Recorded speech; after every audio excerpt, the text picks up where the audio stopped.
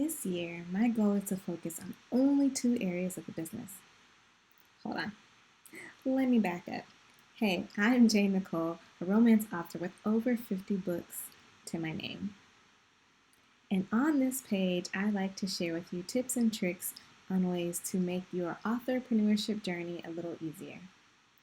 So, like I was saying, this year my goal is to focus only on two areas of the business. The first is craft, and the second is marketing. Craft is important because a good book will keep readers engaged and wanting to read more of your work. But without marketing, you can't find your audience. You can't find that reader who wants to read your next book. And before you can work on either, you have to start thinking about the type of writer you are and what you want to write, or the message you want your books to relay. I won't go too far in the weeds on craft and marketing because today I want to focus on writing a series, using my latest as a guide.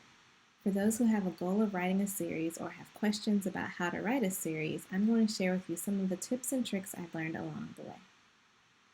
By the way, if you're thinking you are more of a standalone, one and done type of author, remember my second goal of the year, marketing. If you start marketing your work through paid advertisements, writing in a series is the most profitable path. Marketing a standalone book can actually cost you money. Once you do the math on the cost per click and how many clicks it takes to convert a reader, you may find yourself in the red, and that's not where we need to be as authors. We want to share our gift with the world and be able to fund at least our expenses, if not live a life full of abundance in every area. You might be thinking, well, with my standalone, the reader could become a raving fan, then move on to the other standalones on my backlist. And you could have a few, or maybe you don't. Whatever the case may be, the reader isn't as committed to reading your other work as they are in reading a series. They may meander to another author, and that's okay. But while we have them, we want to entertain them a little longer. I can go into more detail about marketing a series in another video. If I don't already touch on it in the previous videos, I'll look for it and tag it here if I do. But my most recent series is titled Is This Love?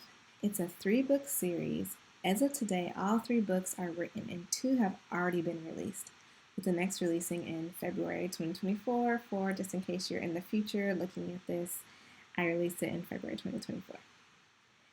This series is my first series that doesn't consist of new couples in each book, or as some people like to say, an integrated standalones. So essentially, the series that I've written before this are standalone books in which my genre romance, I write about 2 people falling in love and then their story ends. But all of the side characters could be somehow their story may come out in a secondary book. So like book 1 is couple A, book 2 is couple B, book 3 is couple C, but all of them are friends or know each other in some way, form, or fashion, or the background is the same, the setting is the same, what have you. Somehow you're getting nuggets and tidbits in book 1 that will carry through book 3 or beyond. But the series I'm releasing now in Is This Love is the same female main character. So it's the same female main character in book 1, book 2, and book 3. But the male main character differs. So what I did is I decided to break up the 3-act structure and cover it over 3 books. So where one book typically has a 3-act structure with, the act 1, act 2, act 3, I kind of gave each book their own 3-act structure, but also had an overarching 3-act structure that covered over 3 books. It sounds a lot more confusing than it actually is, or either I am not that great at explaining what I tried to do, but I hope you kind of understand. So all that to say that each book there is a different male main character. And the final book is the female main character's happily ever after. And that's the premise of the series. It's the female main character's name happens to be Journey, and we go on a journey with her through love over a span of years. And all books and series should have a premise. We should understand what the essence of what we're reading or what we want our readers to walk away with. And my premise for this series is that loving yourself is most important, and anything above and beyond is a bonus. So, Journey in book 1 discovers some things about herself. In book 2, she realizes that things that come to her she doesn't have to take. And in book 3, she realizes that everything that she's been looking for is within her, and she's able to discover what she needed, but also find a partner who is equally as amazing.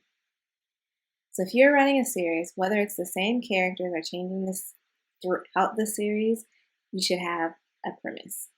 What's the story you want to tell across the series? What's the story you want to tell in each of the books? What is the message that your readers will walk away with in each book and across the series?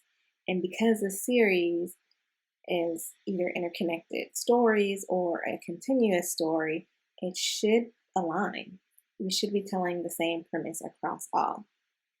I'm sure there are use cases and someone can say, aha, there's this series or this story that doesn't have a premise that carries on through all of the books. But in most cases, I'd imagine that there is some similar thread that you can weave through each of the books. And as you're writing a series, the most important thing I could recommend is a series Bible. Before I say that, let's say all of the details of your book should be written somewhere, whether it be digitally in a notebook, on some type of file. You should have the details of your story. Not every single little thing, but the major, not only the plot points, but things that are important. Because, for instance, you can write a standalone book, right? Have characters, have things that happen, and your readers love it. And they might say, hey, that secondary character, such and such, I'd love to hear more about them. We would love another story. Or you could be like myself, where I wrote a book, and then once it was finished, I was like, aha, that secondary character has something that he wants to say, and there should be another book. Which was the case for I Wanted to Forget You and Love Wasn't the Goal.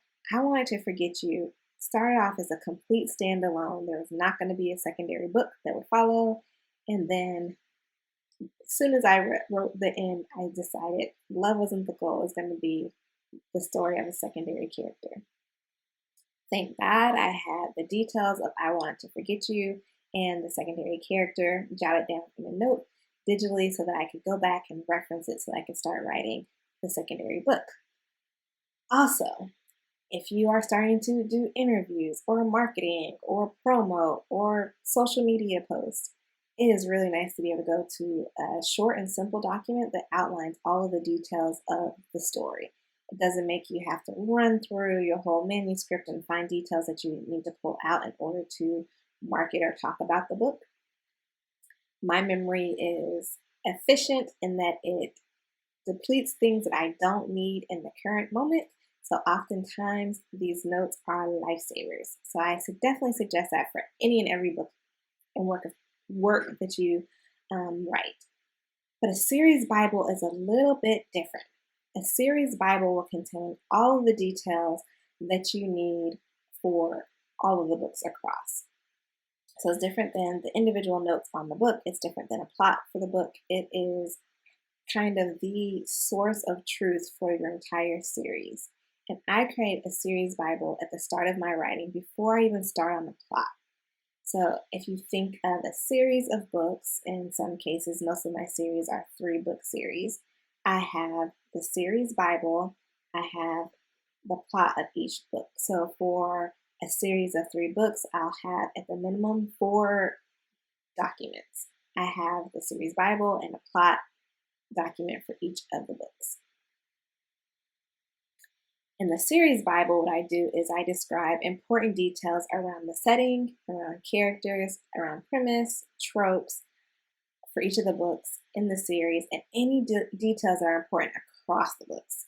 So for instance, the school that all of the characters attend, or how all of the characters meet, or something that all of the characters do, because you want to remain consistent throughout the series, because Unlike us, who's taking lots of time to write the story, the readers, if the story entertains them, will likely gobble it up within hours or not days within starting reading the first page, which means that as they read through book one and they catch a detail about that secondary character, when they move to book two and now the story is about that secondary character, if something changes, their height or the school they went to or their personality type changes, it will throw the reader off a little bit. And you can imagine that would be disheartening for the reader, especially if they truly enjoy that secondary character in the previous book.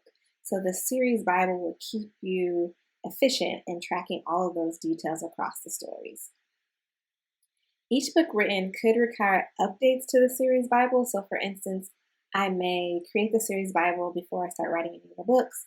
And then as I write the plot outline for each book, I may go back to the series Bible and add in some more detail. Or after the book is complete, I may go back and update some things that may have changed to either those main characters of that book or any of the secondary characters. Ultimately, your series Bible is your source of truth as you write each book. In the past, I've written the plots of each of the books before writing the book. So for instance, if I start a series Bible before I write any of the books, and that's kind of my source of truth, and then I'll start on book one and I'll do the plot. I'll finish book one and then I'll start the plot for book two. Finish book two, then start the plot for book three. But for this project specifically, I decided to write a skeleton plot for the entire series because I wanted the story to be continuous. So what that looked like was me going through, not in as much detail as I typically would for each plot outline, but I went through each book and kind of gave like a very brief description of what ultimately will happen in the story and which nuggets need to be tied through the entire series. So for instance, if there's a character that will carry through the series, there's information that's dropped in the previous books, and that information has to stay consistent. So for instance, actually I'll tell you that later because I have a little spoiler alert that I'll put up so that anyone who wants to read the books won't encounter a spoiler. But once I have that series Bible and the skeleton plot for each of the books, then I flesh out the outline for the first book in a lot more detail, and then carry on as I finish the previous book. So here's where the alert comes in. If you haven't read Is This Love but would like to, now's the time to fast forward the video to avoid spoilers. And I'll add in a little tag on this video so you know where to come back in when you're fast forwarding. I don't want to ruin the story for you because that is kind of the point of everything happening. So now we're starting the spoiler. All right, so because there were 3 male main characters, one in each book, and it's a continuous story, I actually introduced the ultimate or final hero that will end up in book 3 in book 1. So the plot outline had to include details about him for each book because I wanted it to seem as if she encountered him throughout her life and kind of didn't realize, or I should say she started building her realization that he was the one as she encountered him throughout life. But in order to make that continuous and make sense, the plot outline had to include details about that ultimate character, right? So ideally in book 1, he's a secondary character, which likely in a lot of my books and plot outlines, there's not a lot of detail about the secondary characters. Typically that's where I am completely pantsing it. That's where I am allowing their character to kind of develop on the fly and then noting documents post-creation. So for instance, my main character could be walking along and discovers a secondary character, and as soon as they discover them, that's when they'll get a name, and that's when they'll get details of who they are, because that's kind of just my creative process. Once they've encountered them, though, I do add them to the book detail so that they can stay consistent throughout the book, but sometimes I don't spend a lot of time on the secondary characters. Of course, I do outline and include in the outline include the main character's family and their friends, any close friends, so that is already detailed. So I kind of have an idea of who they are as a person, as in their family and their background, and then the friends they hang out with. But for this series, I had to establish the secondary character in greater detail before book one started, because he would ultimately become the main character in book three. So as you can imagine, I didn't want to just kind of pants that completely. Some of the details for him were a little creative and then ended up carrying through, but I wanted to understand exactly who he is and how he differed from the other characters in book one, so that it could kind of shape where the story was going. And ultimately, I would know where the story would end before I started writing book three. Another important item I considered when writing the books was making sure each book didn't end in a cliffhanger, and warned readers that it would not be happily ever after. Therefore, books one and book two are not categorized as romance, because we all know that romance, specifically as a genre, means that it has a happily ever after. They can be categorized as love stories or women's fiction, but not romance. Romance, when a reader picks it up, they expect a happily ever after. So technically, the series is a happily ever after, because in book three there is a happily ever after, but because books one and book two are not, those two I did not categorize as romance. It is a toss-up whether a reader likes cliffhangers. There are a lot of readers who hate them, and will get to the end of a book with a cliffhanger and completely spoil their entire reading experience. And not having a happily ever after in a quote-unquote romance is another thing that will ruin the reader's expectations and experience with the book. I've discussed reader expectations in another video. I'll try to link that video in the comments so that you can go back and read about reader expectations and how to understand what those are, because the worst thing you can do is not meet expectations. So whether that be in genre or trope or writing style, writing conventions, etc. Readers have expectations, just as you do as a writer, as a reader, as someone who's consuming entertainment. You have certain expectations and reasons why you look for certain things. And I'll link that video so that you'll have more details on that. All right, end of spoiler. You can come back now. So if you're not considering a series, if you are considering a series, because absolutely you should be considering one, here are 3 things you'll need to consider. Series premise. So not only will your book have a premise, your series should also have a premise, a message that you'll want to carry throughout the series, and touch on that in each of the books. So however many books you have, they should each have a premise. A series Bible, that source of truth for all of the books that will be written for that series. It will be what you will reference, and I promise you, despite all of the work that will go into creating it, it will pay off tremendously at the end. Then a skeleton outline of each story, even if it's just a few sentences that kind of gives you an idea of what will happen in that story, because as you start to detail the outline of the first book you decide to write, you'll kind of want to know where you're going here to make sure that you don't cross over or step on the toes of the other books and other stories that you want to tell. I've now completed 8 series in all of the books that I have, and writing them is getting more efficient. I won't dare say it's easy, because writing is never easy, but with a plan it can be efficient and therefore more enjoyable. At least for me, efficiency makes it more pleasurable. May or may not for you, but for me it does. In case you're wondering, I wrote Is This Love in 3 months, and I was able to release them back to back to keep readers from waiting too long for the next book. So that's another thing with series. If you write book 1 and the readers absolutely love it, you kind of lose the tailwind if they don't know when the next book is coming. Not that it has to be immediate or even the next month, within weeks, whatever, which is a rapid release plan. But whenever it's released, the readers should know, have some type of expectation of when they can finish the series. For this series, I was able to create the pre-orders prior to releasing book one. So as soon as they finished book one, they could go ahead and pre-order the next book if they enjoyed the first book. And then obviously the third book if they enjoy the second book, without thinking about, okay, I need to come back and remember when the series will be done, without having to market too hard for those readers who enjoyed book one, to make sure I brought them back to book two. They already can finish the book and then tag it with book two. Also, by already having those books available and ready, once all books are out and people are reading them, they can just, Amazon will just go into that spiral of the next book.